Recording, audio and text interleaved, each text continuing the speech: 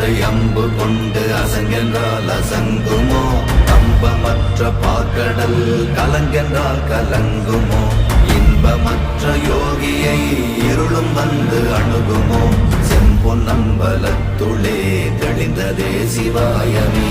ஓம் நமச்சிவாய ஓம் ஓம் நமச்சிவாய ஓம் நமச்சிவாய ஓம் ஓம் நமச்சிவாய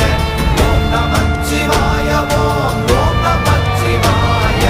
ஓம் நமச்சிவாய ஓம் ஓம் நமச்சிவாய